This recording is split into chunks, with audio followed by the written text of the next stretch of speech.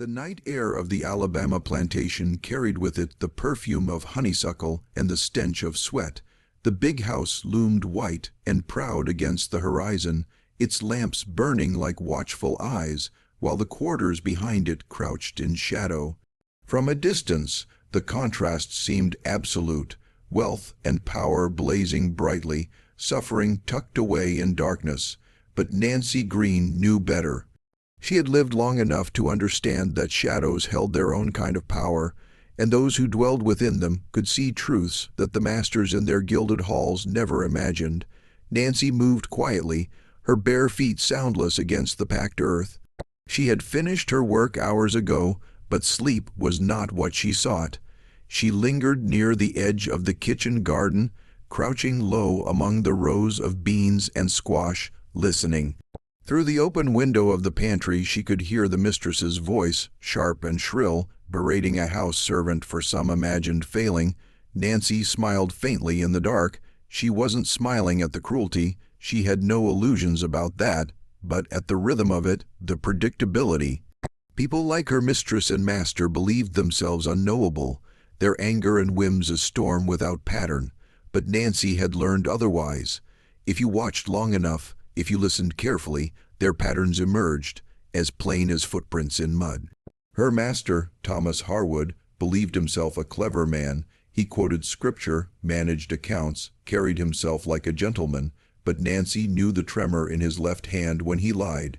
She had seen it often, as he told his wife half-truths about debts, or as he promised his neighbors more than his fields could produce.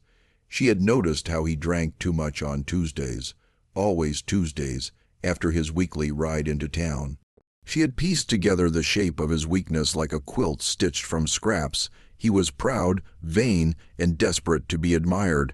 Those traits, Nancy thought, were more dangerous to him than she could ever be with a blade. She leaned back against the rough wood of the garden fence, her gaze drifting upward to the stars.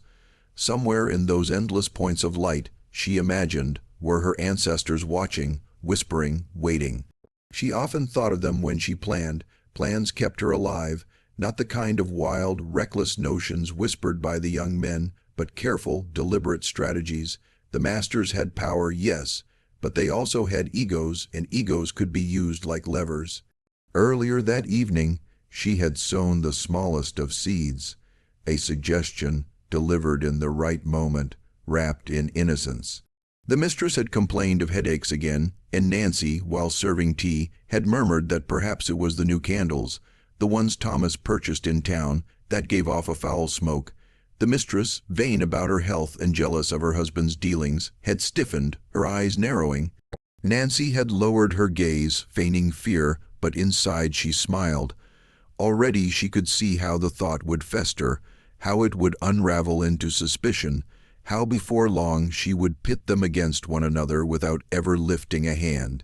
This was how Nancy waged her war, not with fire or blood, but with whispers, with doubt, with careful nudges that made the powerful stumble over their own pride. She called it blinding them, not because she struck their eyes, but because she robbed them of sight, clouded their judgment until they no longer knew friend from foe, truth from lies. One by one, the masters who thought they owned her learned that lesson. She had been sold 3 times before coming to Harwood, and in each place ruin had followed. The first master lost his fortune in a gamble he believed was certain. The second quarreled with his brother until their family tore itself apart. The third, too bold with his appetites, was exposed in scandal and forced to flee. Nancy had not lifted a weapon in any of those cases, yet in her own way she had dealt the blows. Now in Harwood's house she studied again, patient as a hunter waiting in the brush. She saw the cracks in the foundation, a mistress consumed by jealousy, a master consumed by pride, neighbors eager for gossip, overseers greedy for more power than they deserved, all of them blind in their own ways, and Nancy held the lamp that would make their blindness complete. From the kitchen, the sound of breaking glass rang out. The mistress had thrown another cup, her rage spilling unchecked. Nancy closed her eyes and pictured the morning to come, Thomas frowning at the waist, his voice cold, his wife sharp in return. She pictured their quarrel growing, the wedge between them driving deeper. All she had done was whisper about candles, and yet the fire had already begun. She rose from her crouch and walked back toward the quarters, the night air cool against her skin. Around her, others were already asleep, their breaths heavy with exhaustion. But Nancy's eyes remained bright, her mind sharp. She thought of Isaiah, the boy in the next cabin, whose curiosity often ran ahead of caution. She thought of Ruth, whose hands ached, but whose voice still carried hymns in the dark. They all endured, but endurance alone could not change anything. She would change it, one piece at a time, one mind at a time, until the mighty tripped on their own shadows. As she slipped inside her cabin, she whispered to herself, "Blind them all." The words were both vow and comfort. The night closed around her, but her mind remained alight. Tomorrow would bring more opportunities, and she would be ready. Morning came heavy with mist, the fields wet with dew that clung to the hems of dresses and the leather of boots. Nancy was already awake when the overseer's bell clanged, her hands moving with steady precision as she tied her headscarf and stepped outside. Around her the quarters stirred with weary bodies, each rising into another day of toil. Some muttered prayers, some cursed under their breath, but Nancy kept silent, her gaze already drifting toward the big house. She wanted to see if her whisper had taken root. She did not have to wait long. The mistress emerged onto the porch, her pale face pinched with exhaustion, lips pressed so tightly they nearly disappeared. Thomas Harwood trailed behind, straightening his vest, his expression stiff with annoyance. From her vantage point in the yard, Nancy watched the tightness of their shoulders, the distance between them. She knew the signs. She had seen couples like this before, smiles painted on for the world while the rot beneath spread quietly. Nancy bent to gather her tools, but her ears stayed sharp. Harwood's voice carried even when he thought it did not. "You'll drive yourself to sickness with these fancies," he said, his tone clipped. "And you'll drive me there with your lies." His wife spat back, her voice sharper than the edge of a knife. Nancy did not glance their way, but her lips curved.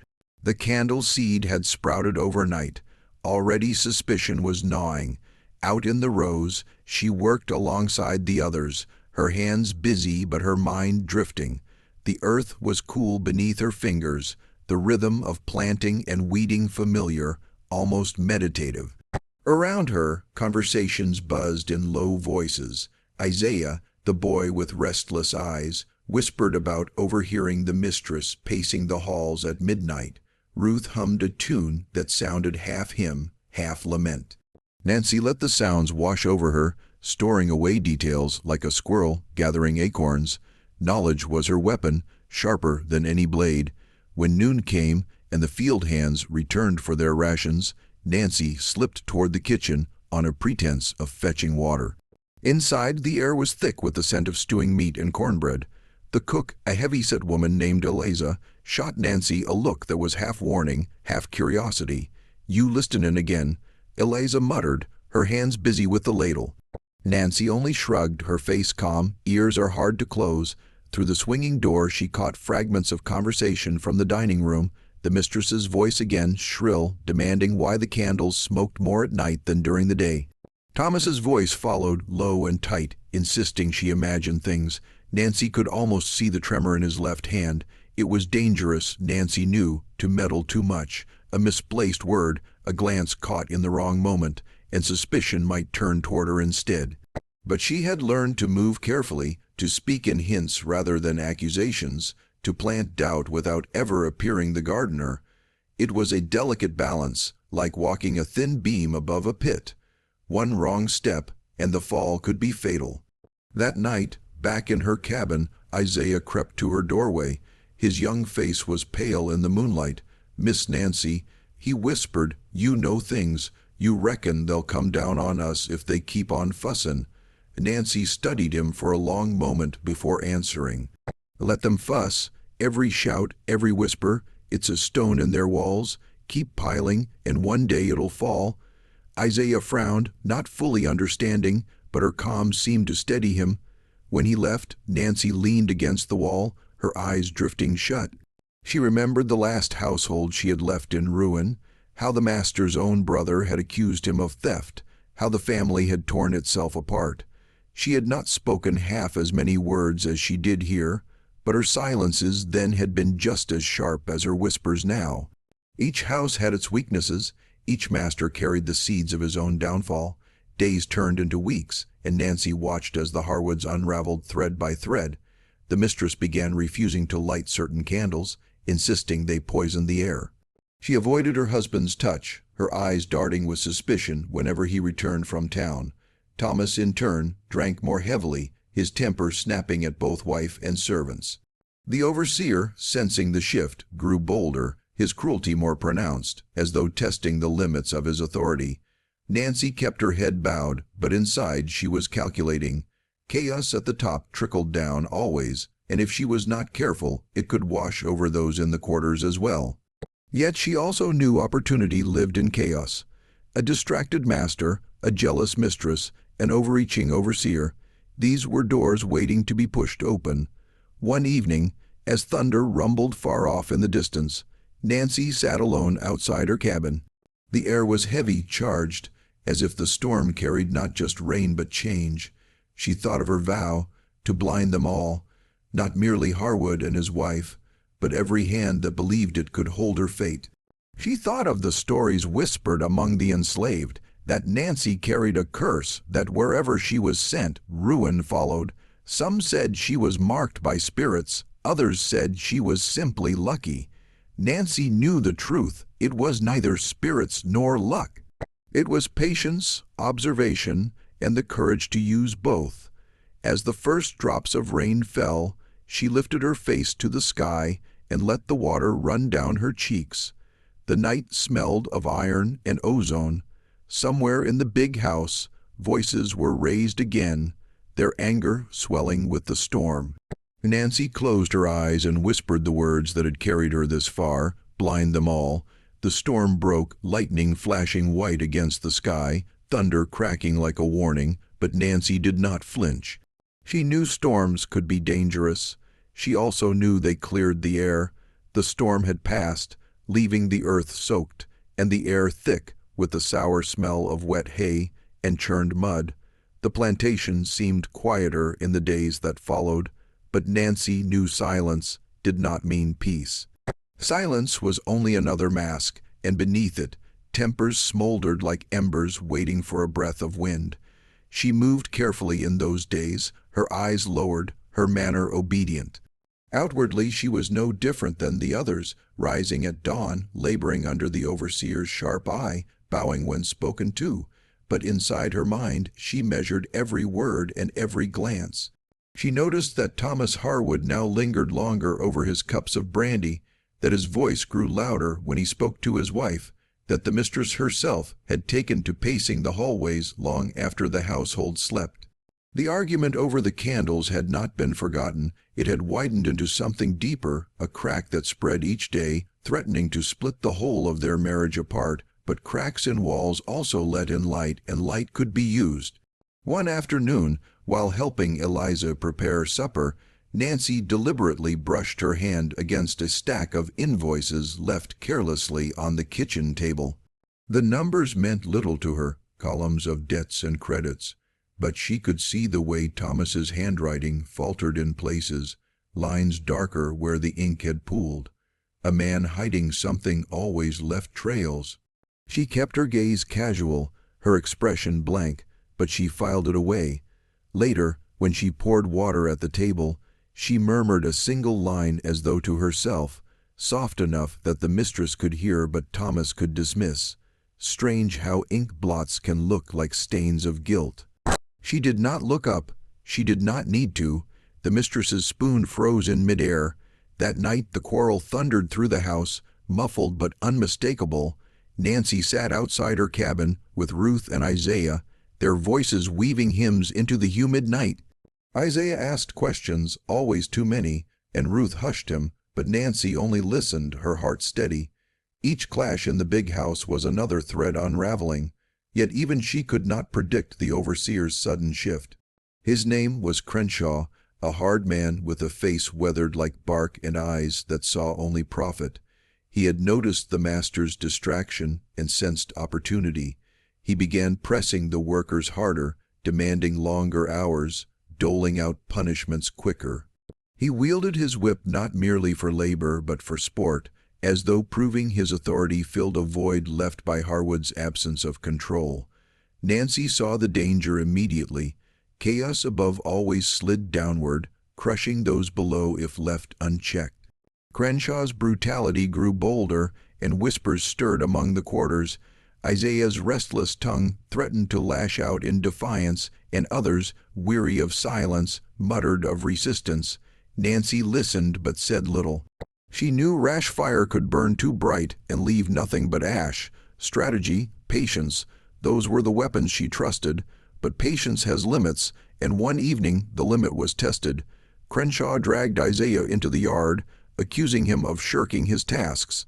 The boy's arm bore the mark of a fresh welt, the flesh raw from the overseer's whip.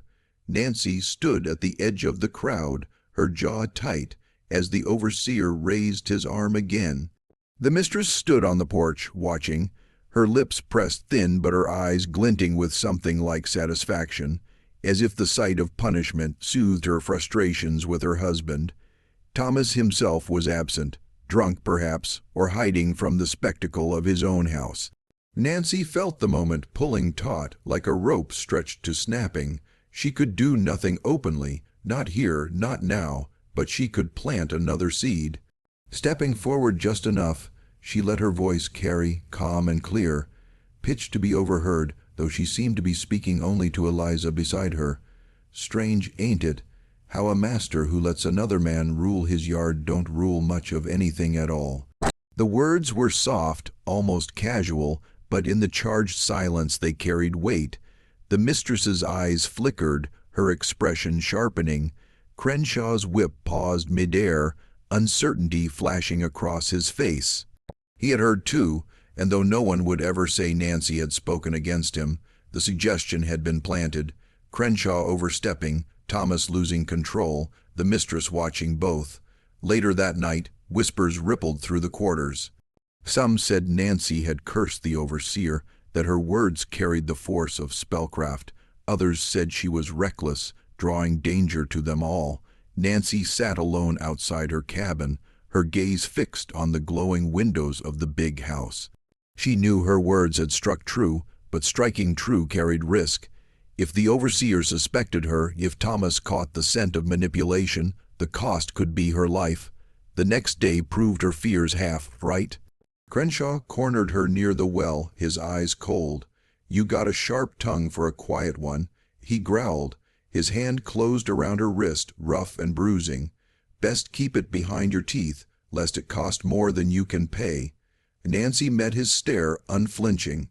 "A tongue can't cut what ain't already weak," she murmured. The words slipped out before she could stop them, dangerous in their boldness. Crenshaw's grip tightened, but then footsteps approached. The mistress, pale and watchful, descending the steps. Crenshaw released Nancy as if burned, straightening quickly. The mistress's eyes lingered on Nancy, unreadable. Then she turned her gaze on the overseer, her lips curving with disdain. "See that you do your work without making a spectacle of it, Mr. Crenshaw. My husband pays you for discipline, not theater." Nancy bowed her head, hiding the flicker of triumph in her eyes. The wedge was driving deeper, not just between husband and wife, but now between mistress and overseer. And she had done it with nothing more than words. Still, danger stalked closer. That evening Thomas returned from town in a foul mood, his breath thick with liquor. He accused his wife of conspiring against him, accused his servants of negligence, accused Crenshaw of incompetence. The household quaked with his fury. In the quarters, fear rippled.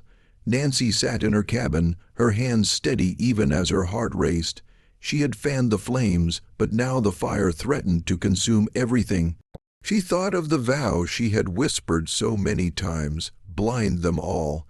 Yet as thunder rolled again on the horizon, she wondered if she could keep her balance on the narrow beam she had chosen to walk. A misstep now could end not just her game, but her life, but Nancy was no stranger to peril. She leaned forward, resting her elbows on her knees, and whispered to herself in the darkness, "Patience, watch, wait, blind them in their own time." Outside, the storm broke once more, rain drumming against the roofs, lightning splitting the sky. In the big house, voices rose and fell, tangled in anger and suspicion, and in the shadows, Nancy Green listened, her eyes sharp, her mind turning, already shaping the next move in her quiet war. The rains lingered for days, turning the fields to rivers of mud, the cabins to damp shells that smelled of mold and smoke. Labor slowed, tempers sharpened, and the overseer's whip cracked more often to drive bodies through the mire. Nancy bore it all with the same outward calm, her face a mask, but behind her stillness her mind worked restlessly. She knew the storm inside the house was fiercer than the one outside, and she had become both its spark and its witness. The mistress had grown pale, her eyes shadowed with sleeplessness. She prowled the halls with a candle, the very sight of the flickering wax twisting her expression into unease. Once, when Nancy passed the parlor to dust, she heard the woman murmuring to herself, words Nancy could not catch but tones brittle with suspicion. Thomas avoided her when he could, drowning himself in brandy or vanishing to town for entire days. When he returned, his clothes smelled of perfume and his pockets were lighter. The tremor in his hand grew worse, though he tried to hide it. Crenshaw, meanwhile, had not forgotten Nancy's quiet defiance. He watched her too closely, his gaze a blade on her back as she bent over her work. More than once she felt him following, lingering just out of sight as though waiting for a slip that would give him reason to strike. She knew he wanted her broken, wanted to show the mistress that her sharp tongue could be silenced, wanted to show the master that his strength was the overseer's to wield. Nancy moved carefully, never offering him the chance. But she was not content with survival alone. She had not come this far to retreat now. Each household she had passed through, she had left weaker than she found it. Harwood's house would be no different. One evening, as she served supper, she noticed Thomas fumbling with his ledgers, his face flushed with drink. He muttered to himself about debts, about cotton promised but not yet grown, about neighbors pressing for payment. Nancy poured the wine silently, her gaze lowered, but she caught the mistress's eyes lingering on the numbers. The woman's lips pressed together, and Nancy knew she had seen enough to stoke her jealousy further. The seed of suspicion she had planted weeks ago with a whisper about candles was now a tree with branches reaching into every corner of their lives. Later that night, Nancy carried the empty decanters back to the pantry. The mistress intercepted her in the hallway, her pale hand gripping Nancy's wrist. Her voice trembled, half anger, half desperation. "What do you hear in this house, girl? What do you see?" Nancy lowered her eyes, heart steady. "I see only what the Lord shows me, ma'am, and I hear only what passes my ears." The mistress's grip tightened. "Don't play the fool with me. You hear his lies. You see what he spends. Tell me." It was dangerous ground, but Nancy tread carefully, choosing her words with precision. "A man with a shaking hand ain't steady, ma'am. A man who hides his papers don't want his house to see 'em. That's all I know." The mistress released her, her face twisting as though the words cut deeper than she expected. She turned sharply and swept down the hall, her candlelight shrinking to a faint glow. Nancy stood alone, her pulse quickening. She had given the woman a blade, but whether she would turn it on her husband or herself, Nancy could not yet know. In the quarters, whispers of rebellion simmered. Isaiah, restless as ever, had begun speaking boldly of running, of fighting, of striking back. Others hushed him, fearful of the lash, but Nancy saw the hunger in their eyes. The overseer's cruelty, the master's distraction, the mistress's madness, all had pushed them to the edge. One night Isaiah came to her, his young face alight with reckless fire. "You're not afraid, Miss Nancy. You move like you know things before they happen. If you lead us, we could be free." Nancy studied him in the dim glow of the fire. Freedom was a word that tasted sweet, but rash freedom was death in disguise. A man running blind runs into trees. She said softly, "Wait for the path to clear, wait for them to stumble, then you run." Isaiah's jaw tightened with frustration, but he said no more. Nancy watched him go, her heart heavy. She knew youth burned impatiently, and fire untended could consume more than it freed. Yet she also knew he was not wrong. Sooner or later, a chance would come, and when it did, she would need every hand ready. The chance came sooner than expected. One night, Thomas returned from town earlier than usual, stumbling through the door with fury etched across his face. He accused his wife of spying on him, of speaking to his creditors behind his back. The mistress shrieked in reply, accusing him of betrayal, of lies, of poisoning her with smoke and secrecy. Their voices rose, echoing through the halls. The servants in the kitchen froze, listening, their eyes wide. Then came the crash of glass, the thud of a body against the wall. Nancy felt her chest tighten, knowing violence had spilled from words to hands. She slipped away quietly, moving toward the back of the house, where the windows glowed faintly with lamplight. Through the glass she glimpsed the scene, Thomas red faced, gripping his wife's arm, the mistress striking at him with her nails, her face wild. Nancy crouched low, unseen, her mind racing. She could not stop the storm raging in that room, but she could shape where its lightning struck. As Thomas released his wife and staggered back, she let her shadow fall across the window, just enough for the mistress to see. For a heartbeat their eyes met through the glass, mistress and servant, oppressor and oppressed. Nancy bowed her head quickly, feigning accident, but the impression had been made. In that wild, suspicious mind, Nancy had become a witness, a confidante, perhaps even an ally. The next morning, the mistress summoned her. In hushed tones, she confessed that Thomas was ruining them, that he could not be trusted, that perhaps only she and Nancy saw the truth. Nancy listened, nodding when appropriate, murmuring comfort, but never offering more than fragments. Each word was calculated, each silence deliberate. She let the mistress draw her closer, not as a servant, but as something more dangerous, a confidante whose whispers could shape the mistress's every thought. But danger grew with trust. Crenshaw's eyes followed her more closely now, suspicion etched deep. He had seen her summoned, seen her linger in the halls, seen her words soften the mistress's rage. He began questioning her, his voice low and threatening. "What lies you feeding that woman?" he asked one morning as she drew water from the well. Nancy met his gaze calmly. "I feed no one lies. Some folks don't need help breaking their own mirrors." Crenshaw's lip curled, but before he could strike, Thomas himself called from the porch, demanding the overseer's presence. Nancy exhaled slowly as Crenshaw stalked off, her pulse pounding. She had escaped his hand once more, but she knew it could not last forever. That night, as the quarters settled into uneasy slumber, Nancy sat awake, her back against the cabin wall. The stars glittered above, cold and unblinking. She thought of Isaiah's words, of freedom waiting like a storm on the horizon. She thought of the mistress's trust, fragile but growing, and of the overseer's hatred, sharp and closing in.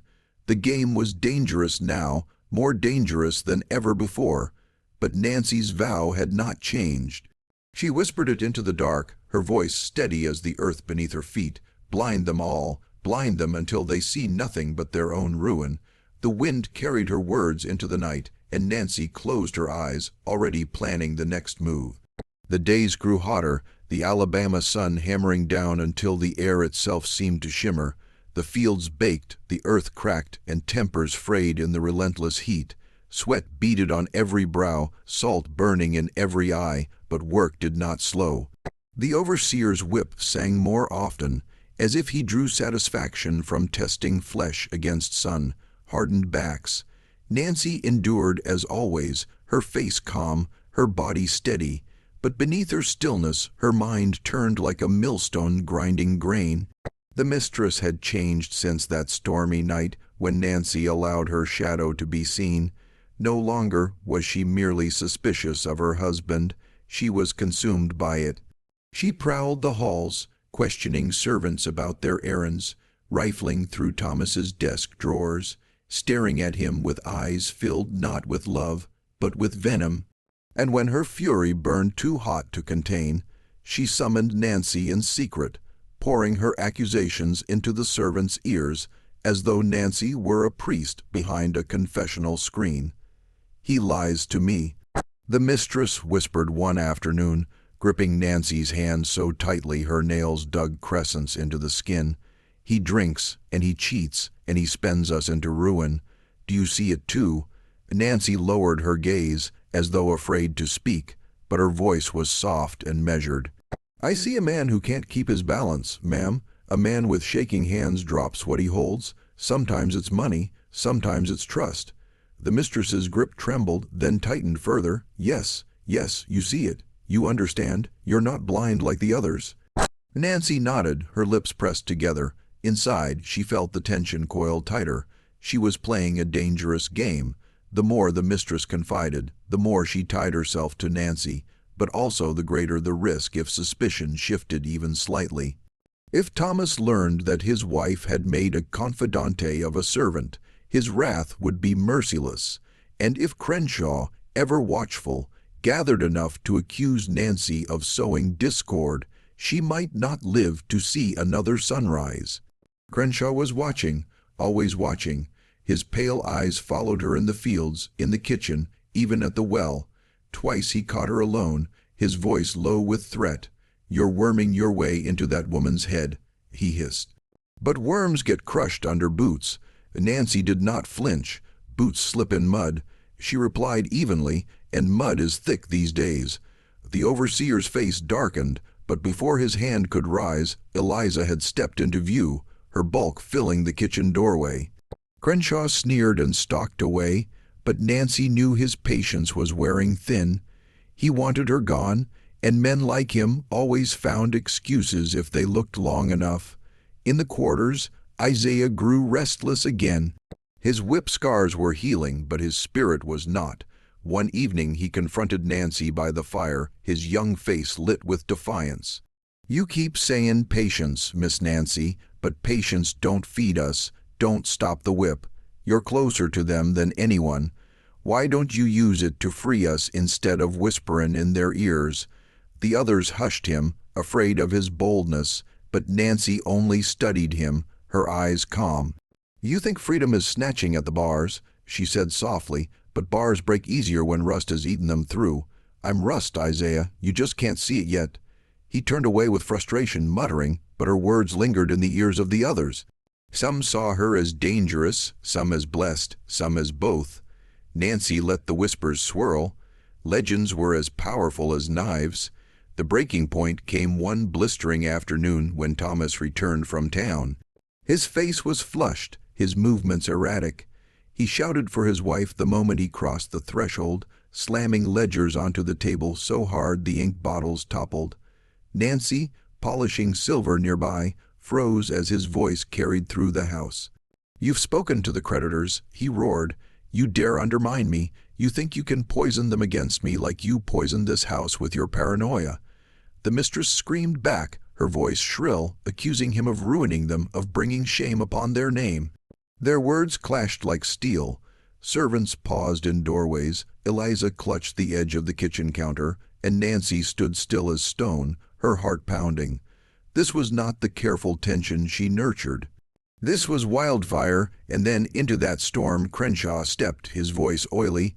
"Beggin' your pardon, Master Harwood," he drawled, "but perhaps your troubles come from listenin' too much to the wrong tongues." His gaze flicked toward Nancy, cold and deliberate. Nancy felt the air shift. Thomas's bloodshot eyes followed the overseer's gaze, narrowing. The mistress, too, stiffened, her face twisting with sudden fear. In that instant, Nancy knew she was balanced on a blade's edge. One word, one gesture, and suspicion would fall squarely upon her. Before Thomas could speak, the mistress surged forward. "Don't you dare!" She hissed at Crenshaw, her voice trembling but fierce. "Don't you dare blame her. She's the only one who sees the truth. She's the only one who listens." The room froze. Thomas's eyes widened, fury and humiliation warring in his expression. The overseer smirked, his point made even without pressing further. And Nancy stood silently, her head bowed, every muscle taut. That night the quarters buzzed with whispers. Some said the mistress had chosen Nancy over her own husband, that she was bewitched, that Nancy's words carried a spell no one could break. Others said it was only a matter of time before the master's wrath fell on her, servant or not. Isaiah stared at her with a mix of awe and frustration, torn between seeing her as a prophet or a fool. Nancy lay awake, staring at the rafters of her cabin. She had wanted cracks in the Harwood household, and now they yawned like canyons. But cracks could collapse walls as easily as they weakened them. She had to tread carefully, more carefully than ever. The mistress's dependence was both shield and trap. Crenshaw's malice was a shadow that grew longer each day. And Thomas was a storm she could not predict, his pride wounded, his grip slipping. She whispered her vow into the dark, the words steady though her pulse raced. Blind them all, blind them until they tear themselves apart. But even as she spoke, she felt the weight of eyes in the shadows, watching, waiting. The game was reaching its sharpest point, and one wrong move could end it all. Night settled heavy over the plantation, thicker than tar. The cicadas buzzed their endless chorus, but the usual hum of quarters chatter was hushed, as if the whole place held its breath. Word had spread fast. Thomas Harwood's rage had boiled over again, and this time it left scars on more than his wife's pride. He had struck her, hard enough to send her sprawling against a chest, and the sound of it had rung down the halls like a bell. Servants whispered it in the kitchens, in the laundry yard, at the well. Some swore the mistress's screams echoed even after silence fell. Nancy sat outside her cabin, watching the fireflies blink against the dark, her hands folded in her lap. She had seen violence before, more than she cared to count, but something about this felt different. It wasn't just cruelty, it was desperation. Thomas Harwood was unraveling, thread by thread, and desperation made men dangerous in ways that logic could not predict. Footsteps crunched on the dirt, and Nancy didn't need to look up to know who it was. The overseer's gait was distinct, deliberate, heavy, like each step declared ownership of the ground. Crenshaw loomed at the edge of her fire's glow, his pale face hard as bone. "You think you're clever," he said, voice low, almost a growl. "Think I don't see how she clings to you like some pet hound?" Nancy's eyes lifted slowly, calm, unflinching. "I don't think, sir, I listen. Folks pour their words where they will." His lip curled. "Don't play your games with me. I know rot when I smell it, and I'll tell you plain. When the master sees the truth, when he sees how you've been feeding his wife's poison, I'll be standing right there to watch you swing." He spat into the dirt, the glob hissing as it struck near the fire. Then he turned and melted back into the shadows, leaving Nancy staring at the flames. Her heart beat faster, though her face betrayed nothing. Crenshaw was making his move, that much was clear. He didn't just suspect, he was preparing, laying the ground to paint her as the serpent in the Harwood's Eden. Nancy knew men like him didn't wait forever. Sooner rather than later he would act. The next day, work in the fields dragged under the unrelenting sun. Sweat drenched every back, dust clung to throats, and tempers flared with exhaustion. The overseer prowled like a wolf, his whip a constant presence. By noon, Isaiah stumbled beneath the weight of his sack, and Crenshaw pounced. "Up!" he barked, striking Isaiah across the shoulders so hard the boy cried out.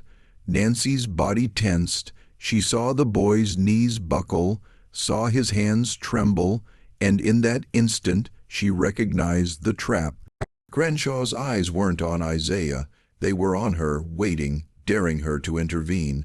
He wanted her to break composure, to lash out or plead, to reveal the spark of rebellion he was so eager to accuse her of. Nancy forced her gaze back to the rose, her hands steady as she weeded, her breath slow. Isaiah's cry echoed through her, but she did not move. She could not. If she fell into Crenshaw's snare, there would be no climbing back. Later, when the work was done and the overseer had slunk away satisfied, Isaiah approached her, his face pale with pain and shame. "You just let him, Miss Nancy," he whispered, bitterness in his voice. "You just let him cut me down." Her eyes softened, but her voice was firm. "I let him swing his whip, not his rope. He didn't understand, not yet, but someday he might." Survival required silence as often as defiance. That evening, the mistress called for Nancy again. Her face bore faint bruises, but her spirit was sharper than ever, like glass under pressure. She paced her chamber, her hands fluttering with restless energy. "He thinks I'm blind," she hissed. "He thinks I don't know about the debts, the women, the bottle, but I see it all, and you see it too, don't you, Nancy?" Nancy lowered her eyes. "I see a man drowning, ma'am." The mistress stopped, her breath quickening. "And if a man drowns, does his wife not drown with him? Must I sink too?" The words hung heavy in the air. Nancy chose them carefully. A body tied to another sinks fast, but a body that cuts free may yet float. The mistress froze, her gaze piercing. Slowly, a grim smile curved her lips. "Yes, yes, I understand." She reached out, gripping Nancy's hands. "You are my eyes, Nancy, my only eyes." Nancy bowed her head, though inside her thoughts spun like a storm. The mistress's obsession was dangerous now. Dangerous because it drew notice, dangerous because it tied Nancy too tightly to her. She had become indispensable, yes, but also exposed. 2 nights later, Crenshaw struck. Nancy was woken by pounding at her door. Lantern light flooded her cabin as 2 of the master's men barged in, dragging her from her pallet. Isaiah and the others stirred, fear flashing in their eyes, but no one dared intervene. The men hauled Nancy across the yard, their grips iron, their faces grim. In the main hall of the big house, Thomas Harwood sat slumped in a chair, a bottle at his elbow, his face red with drink and fury. Crenshaw stood beside him, whip coiled at his belt, satisfaction gleaming in his eyes. "There she is," the overseer said, his voice slick. "The serpent in your garden, master, the whisperer. Ask your wife if she doesn't confide in this one more than you. Ask her who's been feeding her madness." Nancy stood silent, her body straight, her eyes calm. She would not give him the pleasure of fear. Thomas's gaze wavered, bloodshot and wild. "Is it true?" he slurred. "You, the candle, the whispers, my own wife trusting you more than me." Before Nancy could answer, the mistress stormed into the room. Her hair was loose, her nightgown torn at the sleeve, her eyes blazing. "Stop this madness!" she cried, rushing to Nancy's side. She placed herself between servant and master, her small frame trembling with fury. "If you lay one finger on her, Thomas, you'll regret it. She is loyal, she is mine." The room went still. Thomas's face twisted, humiliation and rage boiling beneath the drink. Crenshaw smirked, sensing the spectacle spiraling beyond even his control. Nancy stood unmoving, but inside her pulse thundered. The mistress had saved her, yes, but also damned her further. She was no longer merely a servant in the shadows. She was declared openly, publicly, as the mistress's ally. It was a shield for now, but a fragile one. Shields cracked under pressure. When the men finally released her, when Thomas collapsed back into his chair with a roar and Crenshaw's glare promised unfinished business, Nancy walked back to her cabin with slow, steady steps. She lay awake until dawn, the weight of the night pressing heavy on her chest. She had survived, but survival came at a cost. She whispered the vow again, more quietly than ever, as if afraid the very air might carry it away, blind them all. And as the first light crept over the fields, she knew the game had entered its deadliest phase. The plantation had grown quiet in strange, unsettling ways. Not the peace of rest, but the silence that follows a deep wound, when blood runs but no one dares to speak of it. Whispers filled the quarters, rumors passed like embers from hand to hand. The mistress no longer ate at the table with her husband. Thomas's debts were mounting faster than he could pay them, and Crenshaw prowled like a wounded animal, his rage simmering for release. Nancy felt the tension like the heaviness before a storm. Every day she rose, tied her scarf, and moved with the same measured steps, but inside she was alert, ready. She had set things in motion long ago, and now the machinery of ruin creaked and strained, threatening collapse. It was only a matter of when. One humid afternoon, she was summoned to the mistress's chamber. The air inside was stifling, curtains drawn, a single candle burning, though the sun blazed outside. The mistress paced like a caged animal, her hands trembling, her lips cracked from murmuring too many words in the dark. "They plot against me," she said suddenly, turning on Nancy with wild eyes. "Crenshaw and Thomas both. I hear them whispering. They want me gone dead even, but I won't let them. I won't drown. You promised me, didn't you, that I could still float?" Nancy bowed her head, her face serene. "I promised you'd see, ma'am, and you do. You see clearer than anyone." The mistress clutched her hands, nails biting into Nancy's skin. "Then you'll stay with me, always. You'll guard me, even if he burns this house to ash." Nancy's calm never wavered, but inside she felt the trap snapping tighter. The mistress's desperation had become a rope binding her, a rope that could just as easily drag her into the water if the ship sank. She would need to move soon, or all would be lost. That night, Thomas stumbled in from town, reeking of liquor, shouting for Crenshaw. He waved a paper in his hand, some ledger or notice of debt, and hurled it at the overseer. "You let them cheat me, you let the cotton rot and the books lie." Crenshaw caught the paper, his face hard. "I've kept this place running while you rot in your bottle. Don't lay your ruin at my feet." Their voices clashed, shaking the rafters, and servants scattered into shadows. Nancy lingered near the stairwell, unseen, listening.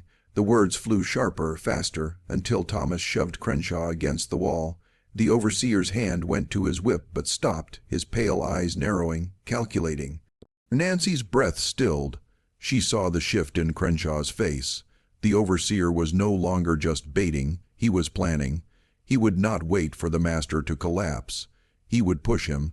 The following day, the mistress appeared in the fields, an uncommon sight. She stood with her parasol tilted, her face pale but her eyes blazing, watching Thomas shout at the workers. When he raised his hand to strike a girl for slowing in the heat, the mistress cried out, "You monster! You will not strike her as you strike me." Every head turned. The master froze, whip in hand, his face purple with fury.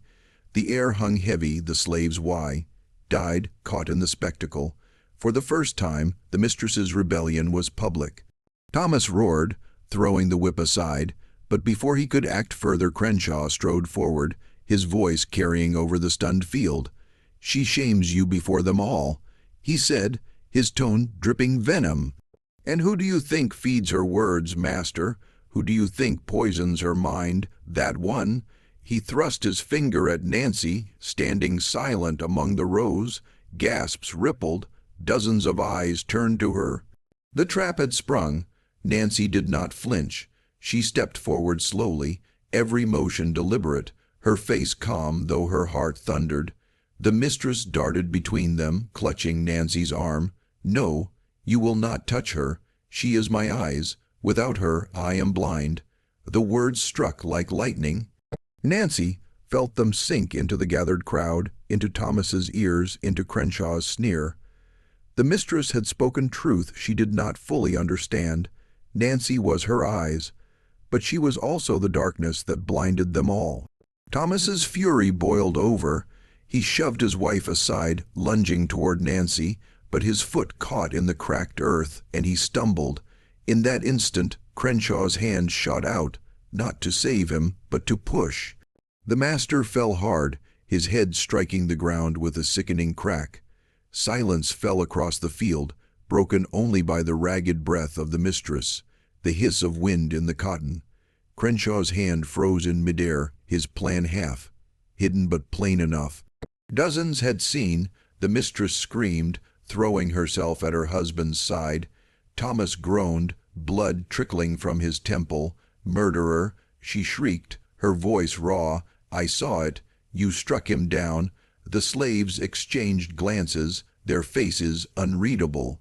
They knew the truth was murkier, but the mistress's voice was louder, and her word carried weight. Crenshaw's smirk faltered for the first time. Nancy stood very still, her eyes lowered, but inside she felt the world tilt. The overseer had overreached, the master had fallen, the mistress had lashed out, The ruin she had promised was here. In the days that followed, chaos reigned. Thomas lingered in bed, half conscious, his strength waning. The mistress seized control, declaring herself the true master of the house, railing against Crenshaw at every turn. The overseer raged, threatened, but his power slipped as suspicion clung to him like tar. He struck fear into the quarters, but the slaves no longer trembled the same way. They had seen him falter, seen him accused. And through it all, Nancy remained at the mistress's side, silent, steady, indispensable. She soothed when needed, sharpened when required, guiding her mistress's words like reins on a wild horse. The household tore itself apart, blind to the hand that steered its fall. One evening, as twilight painted the sky in bruised colors, Nancy sat alone outside her cabin. Isaiah crept to her side, his young face wary but burning with questions. "You did it, didn't you?" he whispered. "Didn't matter the whip, didn't matter the master. You made them fall." Nancy looked at him, her eyes reflecting the dying light. She said nothing for a long moment, then finally whispered, "Blind men stumble.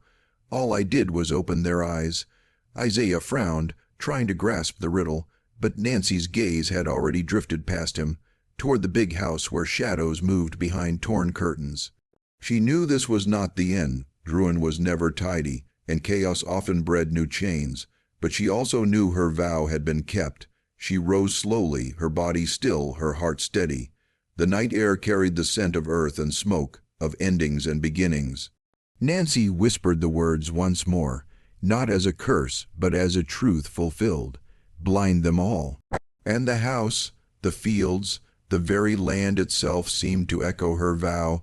The ruin of the Harwoods written not in fire or steel, but in silence, suspicion, and the cunning of one enslaved woman who refused to bow.